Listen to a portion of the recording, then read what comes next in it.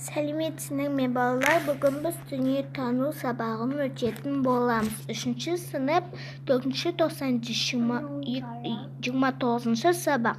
Бөлім су тіршілік көзі, тақырыбы табиғат және менің қауіпсіздігім.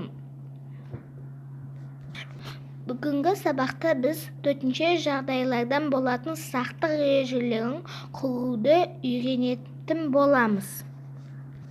Суретте көрсетілген төтенше жағдайларды атап алыңыздар.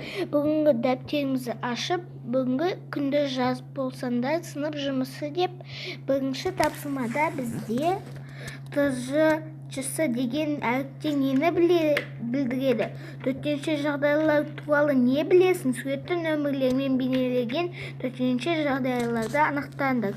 Бұл жерде бізде төтенше жағдайлар біріншісі екен. Екіншісі, үшіншісі, төртіншісі, бесіншісі, алтыншысы, жетінші. Онда бізде бұл жерде жетінші нөмерге дейін төтенше жағдай екен. Ал енді келесі тапсырма. Енді бұл жерде бізде бір ереже беріп тұр екен. Берейін сіздер. Табиғаттың берген сыйы жер, су, ауа және от.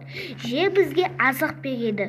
Отпен жылынамыз, ауамен тыныстаймыз, сумен шөлімізді қандырамыз. Алайда олардың табиғи апаттарға айналуы қаупі де бар. Бұл жерде менде қатып тұр, сондықтан кітаптан оқыдым.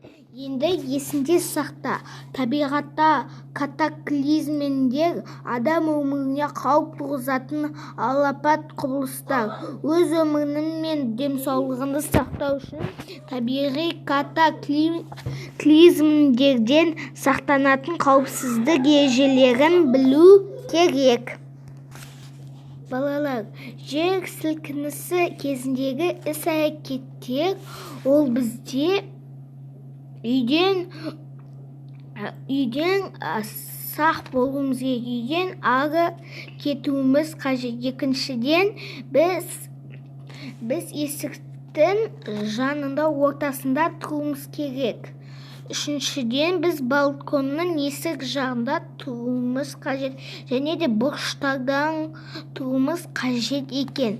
Бізде де бұл жерде көбінесе лифтті баса бермеу керек, спичканы жаға бермеу керек, және де қоқыс жерде тыныс алмау керек. Біз жарақаттауымыз мүмкінбіз. Терезеде тұрып қарауға болмайды, құлауымыз мүмкін екен, Ал енді келесісіне. Жер сілкінісінде кезінде жасауға болмайтын іс-әрекеттер. Лифтке мінбеу керек, терезенің алдында тұрмауымыз қажет, және де отпен жағып ойнауға болмайды екен. Түсінікті ме балалар? Жер сілкінісі болғанда ережелерді сақтап қойып. Болады және болмайды тапсырмасы. Осын дәптерге жазып аламыз. Лифтіні қолдану, үйден ғимараттан тезірек далаға шығу, өзімен бірге жылы киімдердің құжаттарды алу, далада ғимараттан алыстап ашық жерде тұру, сіріңке жағу. Бұл жерде болады және болмайтын сұрақтар бар.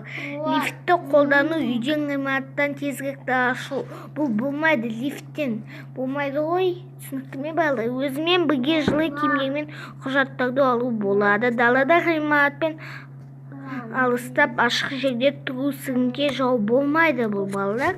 Сіріңке мен өзімін бір рет айтып қойдым, болады және болмайтын заттарды. Түсінікті ме балалар? Осы өздеріңіз орындап көрейік. Өзімізді тексерейік. Сәйкестену, лифтті қолдану, үйден ғимараттан тезірек далаға шығу. Дұрыс. Өзіңмен бірге жылы киімде құжаттарды алу. Дұрыс. Дала ғимараттан алыстап ашық жерде тұру. Дұрыс. Ал сіріңке жағу болмайды. Ал және де жер сілкінісі болғанда лифтіні қолдануға болмайды екен. Балалар, осыны де дәптерге жазып қоямыз, және де жаттауымыз қажет, есінде сақтаны, түсінікті ме? Осы берілген заттардан біз байланысты қауіпсіздік ережесін құрастырамыз. 1, 2, 3 құрастырсаңдар болады. Бір болмаса біреу құрастырсаңдар болады. Міне бұл жерде артық болмас білгенін қай жерде, қайсы бізде осы жерде артық болмас білгенін. Міне осы кейбір кезде бізде өрт жанып жатса, онда өрт сөндірушілерді шақырсаңдар болады. Немесе сіздерді ұрлықшылар бір нәрсе ұрлап кетіп жатса, полицияны шақырамыз қызметтер. Бір кезде ауырып жатқанда дәрігерді шақырамыз, жарай ма балалар? Сандар сөйлейді: 101 өрт сөндіру қызметі, 102 полиция қызметі, 103 жедел жәрдем қызметі, 104 газ қызметі, 112 құтқару қызметі. Осыны да дәптерге жазып аламыз. Осы газ қызметі, полиция қызметі, өрт сөндіру көлік, жедел жәрдем көлігі, құтқару қызмет көлігін дәптерге жазып алыңдар. Сіздер көп тапсырма бердім ғой. Табиғатта берген сый, бұны оқимыз, есте сақтаймыз. Жер сілкініс кезінде іс-әрекеттерді сосын айтамын, және де осы нөмірлерді дәптерге жазамыз, жарай ма? Бұл жерде артық сөздерді өзіміздің дәптерімізге жазып алып тастаңдар. Балалар, міне жерді алып тастаймыз, түсінікті ме? Жерді жазбаймыз, балалар. Төтенше жағдайларда болатын сақтық ережелерін құруды үйренеміз үйде, түсінікті ме балалар? Назар қойып тыңдағаныңыздарға рахмет. Балалар, және де осы сіздерге үй жұмысына, осы бұл жерде бізде табиғаттың берген сый, жер, су, ауа және от, осыны оқимыз, есінде сақтаны жаттаймыз.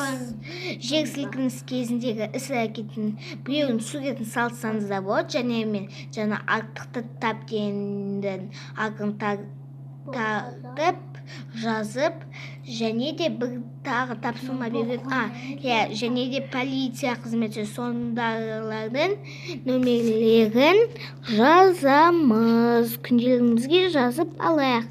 Бүгінгі назарыңызға қойып тыңдағаныңыздарға рахмет көп-көп. Сау болыңдар, подписаться етіп, лайк басып кетеміз.